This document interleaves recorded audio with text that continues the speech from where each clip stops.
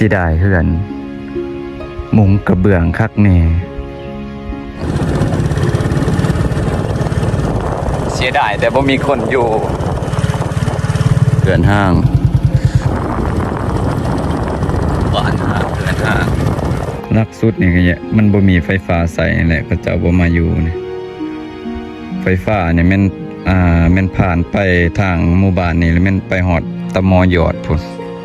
เพราะว่าหมู่บ้านตะมอยอดนั้นอยู่ใต้เป็นหมู่บ้านที่อยู่มันสูงนะพื้นที่มันสูงมันเนินเขาเจ้าไปเฮ็ดหมู่บ้านจัดสรรใหม่อยู่หั่นห้างประตูยังดีอยู่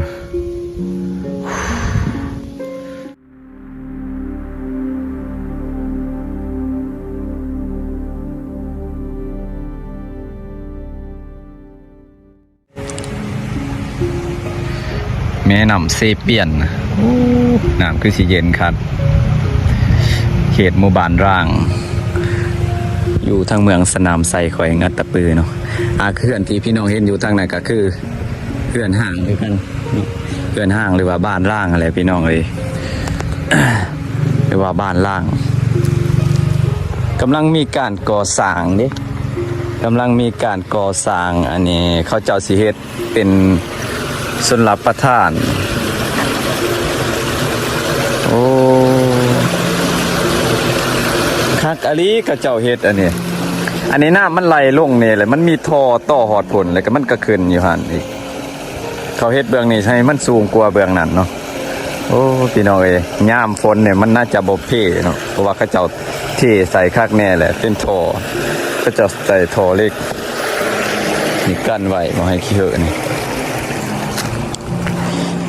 เสียดายพี่น้องเอ้ยหมู่บ้านห่างแต่สมัยเก่าสมัยก่อนเนี่ยหมู่บ้านอยู่นี่เขาเจ้าอยู่เนี่ยเบิ่งกกหมักใหม่หมักม่วงโอ้เต็มขนาดเฮือนซ่านบ้านซองที่พี่น้องเห็นบทอยู่แถวนี่ก็แม่นเฮือนห้างเบิดแหละหมู่บ้านห้างเนาะบ้านสมองไต่พี่น้องบางคนที่เขามาเบิ่งในผู้ติดตามใหม่เนี่ยอาจจะบ่ฮู้ว่าห้างย้อนหยังเป็นหยังจังห้างอันนี้คือหมู่บ้านห้างที่ถูกน้ำท่วมเนาะน้ำท่วมผลกระทบในปี 2018 นั่นแหละพี่น้องบ่ได้เดินทางผ่านมันแดดแห้งก็เลยแวะพักข้าวหนึ่งก่อนพี่น้องเอ้ยแต่ก่อนน่ะเป็นตะยานแห้งเลยสิได้เฮือนมุงกระเบื้องคักแน่หลังงามๆอันนี้ก็หลังงามๆแต่อีก 4-5 ปีข้างหน้าเนี่ยบ่ฮู้ว่าเขาเจ้าสิมาอยู่อีกหรือบ่เพราะว่ามัน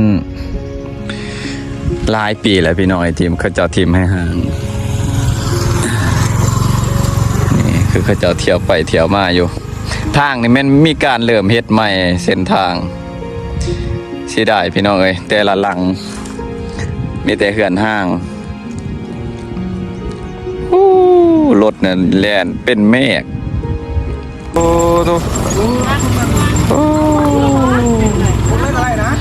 ขนาดมาแต่เล่นสงกรานต์ไป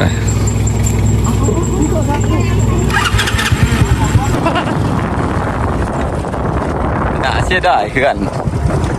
หลังงามๆเนาะอันนี้ก็แห้งงามหลังนี่แห้งงามเสียดายแต่บ่มีคนอยู่งามแห้งอันนี้เขาเจ้าบุกเบิกไทยเฮ็ดอันนี้ทางก็เลยจังหวะเห็นแบบชัดเจนอันนี้ก็แห้งงามหลังใหญ่หลังงามโอ้พี่น้องเอ้ยแต่เสียดาย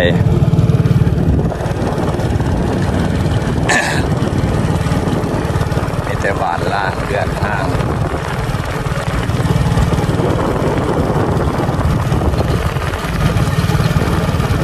แต่ก่อนจะเป็นเส้นทางแคบๆเลยบุกกวางป่านนี้เขาเจ้าเฮ็ด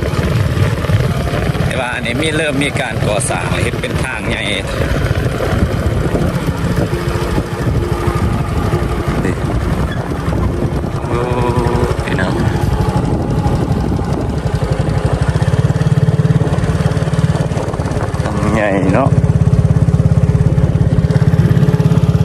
เด้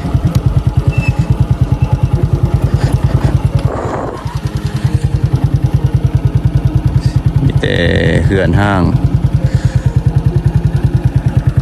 แม่นเหือนห้างเบิด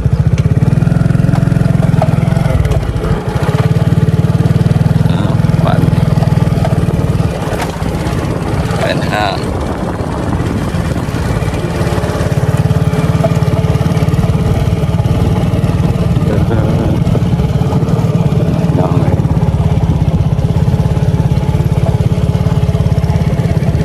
เสียดายเนาะ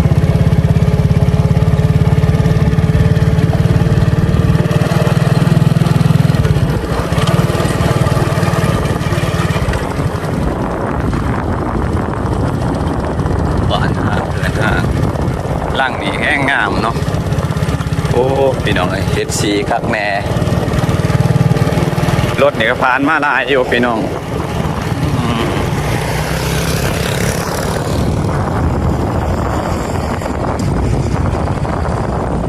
จอดพบก่อนถ่ายบรรยากาศก่อนพี่น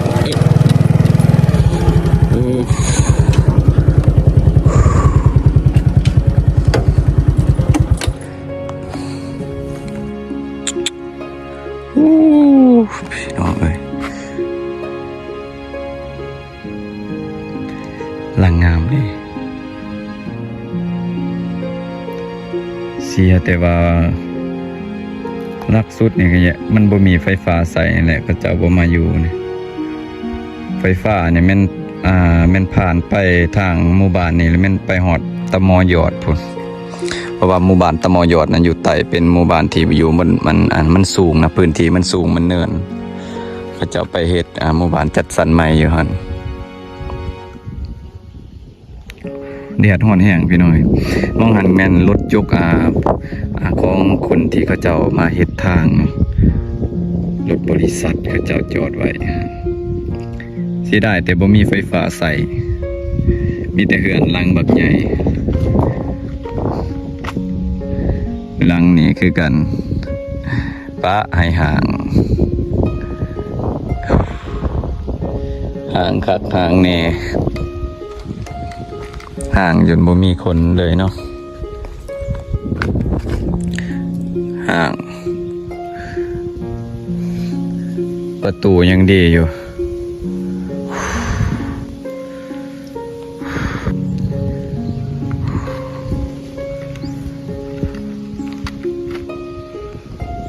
เสียดายลายหลังเลยลายหลังแห้ง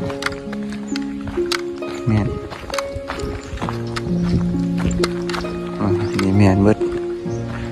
หอดไหนพวกหอดไหนพุ่นเลยมีแต่บ้านหอกบ้านห้างเหือนห้างเพราะว่าแถวนั้นมันมีแม่น้ำเซเด้แม่น้ำเซมันไหลผ่านหมู่บ้านเนาะมี2หมู่บ้านฝากเบื้องนั้นก็แม่นบ้านไม้ฝากเบื้องนี้ก็แม่นบ้านสมองไต่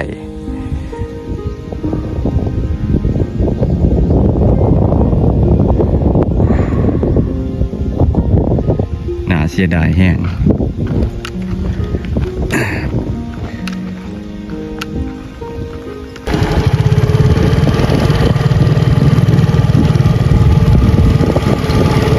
หญ้าเพราะว่าช่วงนี้มันมีฝนเนาะหญ้าก็ปลูกงามเขียวขจี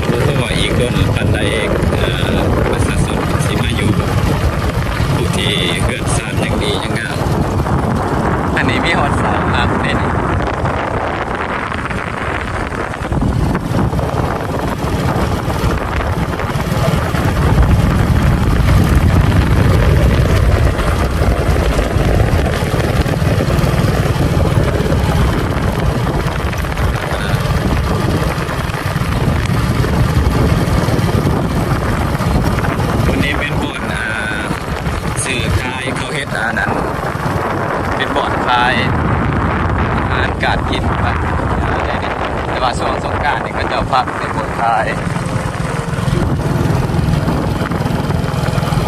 อันนี้คือควาเซเปียนพี่น้องเอ้ยโอ้แม่น้ำเซเปียน